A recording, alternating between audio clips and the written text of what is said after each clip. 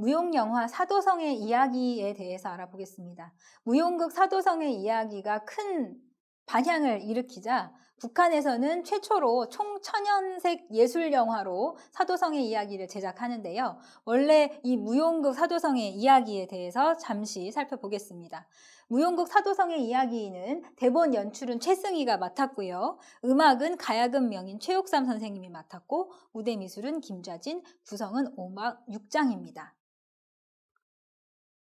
초연은 평양 모란봉 극장에서 1954년에 이루어졌고요. 내용은 신라시대 동해안의 사도성에 있었던 역사적 사실에 근거하여 만든 무용극이고, 구체적인 내용은 성주의 딸 금희와 어부의 아들 순지가 계급을 초월한 사랑을 하면서 외적이 침략하자 군사들이 이끌고 싸워 위기에 빠진 나라를 구하는 민중들의 애국적인 모습을 그린 작품입니다.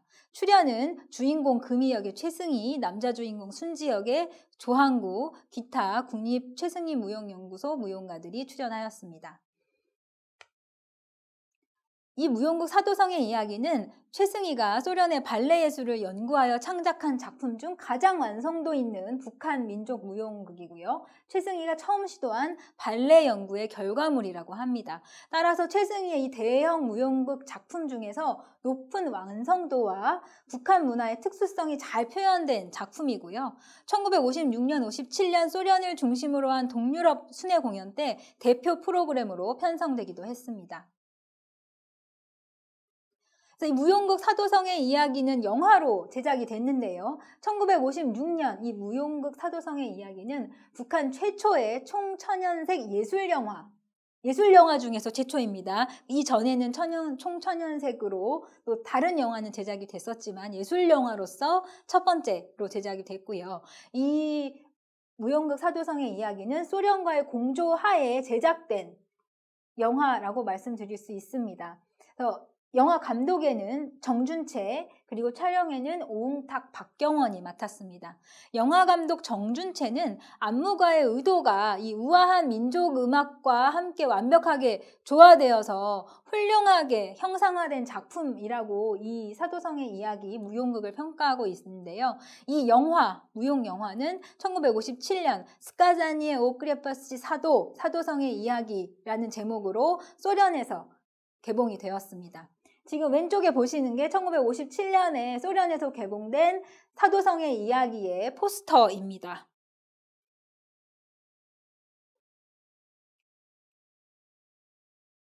무용극 사도성의 이야기의 영화 제작 원리에 대해서 살펴보겠습니다. 감독 정준채는 이 무용극 원작이 의도하는 바를 충실하게 영화에 재현하는 데 총력을 기울이겠다라고 밝혔는데요. 따라서 무대의 원형을 최대한 살려서 표현을 하려고 노력을 했다고 합니다. 무대에서 해결하지 못하는 장면들을 영화의 언어로 풀어나가는 이 스펙타클 형태로서의 영화를 제작을 했는데요.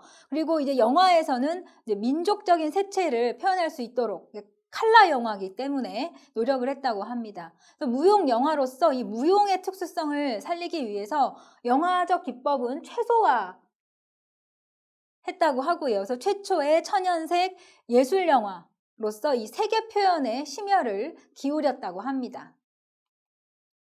이준엽, 한상원 선생님은 이 영화적 연출이 가미되어는 있지만 이 무용영화 사도성의 이야기는 영화라기보다는 그냥 무용극을 거의 그대로 채록한 기록영화라고 이제 평가를 하고 있습니다.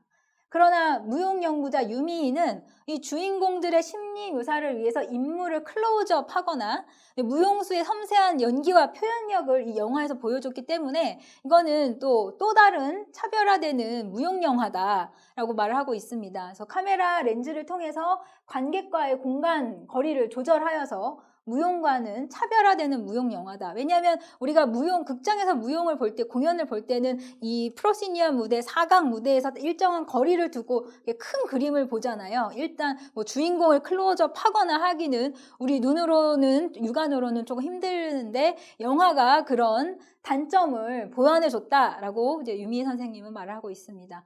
특히 무용극에서는 고정된 프레임만 사용을 하지만 춤을 이제 다양한 각도에서 촬영을 하였기 때문에 무용 영화다라고 표현을 하고 있고요. 특히 이막에서 연못에 비친 금이의 모습, 금이와 순지의 이인무 장면, 그러니까 연못에 비친 모습은 우리가 무용극에서는 어떻게 표현이 안 되잖아요. 근데 이런 영화적 기법, 그리고 제3막에서 주인공의 회상 장면도 무용극에선 표현하기가 조금 어려운데 이런 장면의 앞과 뒤를 교차시키는 디졸브 형식이라든지 또 몽타주 효과를 활용해서 이 스크린의 2차원적 한계를 극복했다라고 평가받는 것이 이 무용 영화 사도성의 이야기입니다.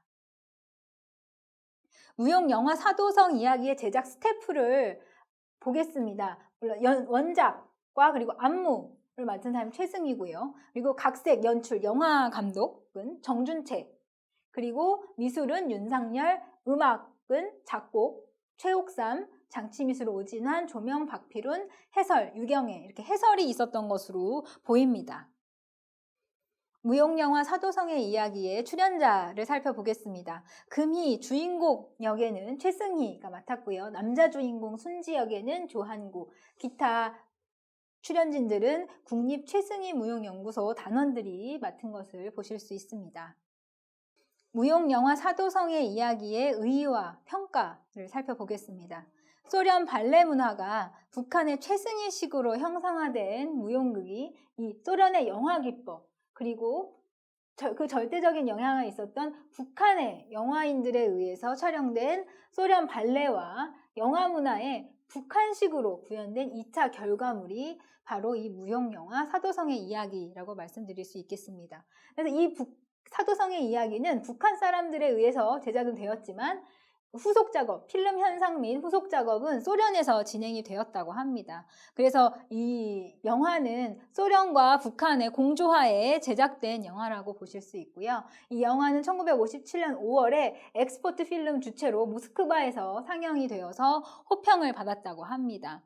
그리고 그 이후에도 중국 아세아 영화 상영 주간, 그리고 프라하 제10차 국제영화축전, 그리고 기타 베트남, 홍콩 등에서 사회주의 국가들에서 상영이 되어서 긍정적인 평가를 받았다고 합니다.